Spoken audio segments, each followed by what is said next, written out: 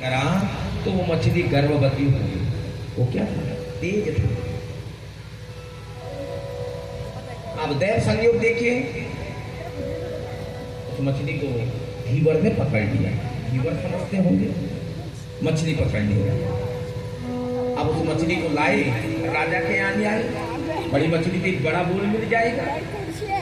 तो यहाँ राजा के रसोई वाले ने उसका पेट फाड़ा तो उसमें दो मनुष्य के बच्चे निकल गए, एक बालक और एक बालिका। उस मछली के गर्भ से बालक तो राजा ने स्वयं रख लिया। आगे चल करके उस बालक का नाम पड़ा मत्स्यराज।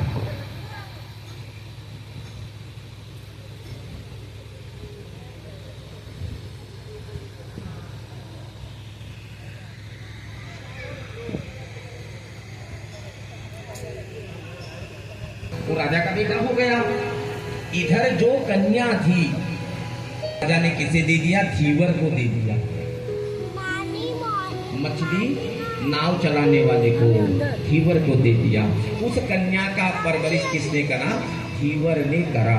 यद्यपि वह कन्या कोई निम्न जाति की नहीं है, वह राजा के अंश से पैदा हुई है, लेकिन पालन पोषण किसने करा? धीवर ने करा। अब उस कन्या का नाम जानते क्या है? उस कन्या का नाम है मत्स्यगंधा।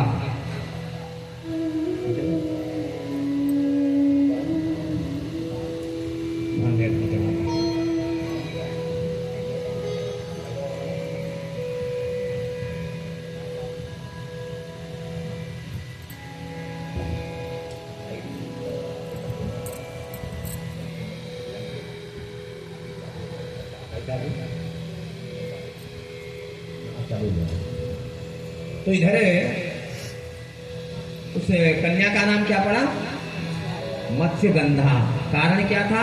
मछली की गंध आती थी उससे, इसलिए उसका नाम मत्स्यगंधा पड़ा।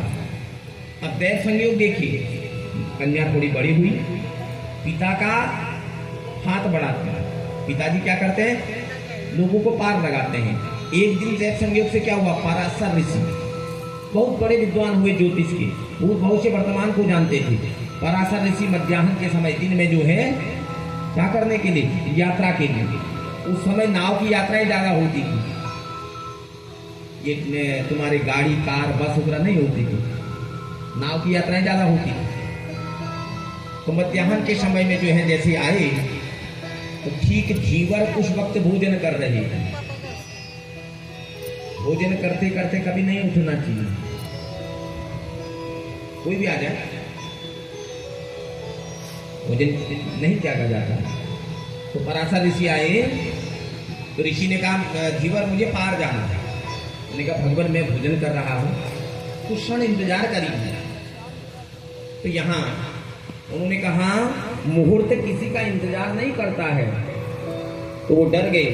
वो कौन थे? ऋषि थे, श्राप दे सकते थे। उन्होंने अपनी बेटी से कहा कि बेटी तुम अब छोटी नाव से ऋषिवर को पार लगा दो।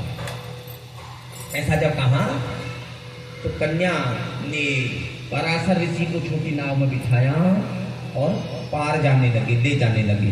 लेकिन एक ही कमी थी उस कन्या में, मछली की गंध आती थी, लेकिन इतनी सुंदर थी, त्रिलोक में दिव्य सुंदरी। आज विधि का विधान देखिए, उस कन्या को देख करके पराशर ऋषि, जो आज तक इनने विवाह नहीं किया था, अविवाहित थी, ये क्या हो गए? काम में मोहित हो गई। और स्त्री का, उस कन्या का हाथ स्पर्श किया उन्होंने। तो कन्या ने कहा, ऋषिवर आप उच्च कुल के हैं, मैं धीवर जाति की हूं, आपका और मेरा संबंध तो हो ही नहीं सकता है। और फिर दूसरी बात, ये दिन का समय है, सामने मेरे पिता देख रहे हैं। और तीसरी बात, आप के चले जाने के बाद मैं क्या हो जाऊंगी? मेरा कौमार्य धर्म नष्ट हो जाएगा। ये तीनों शर्त उन्होंने रखी।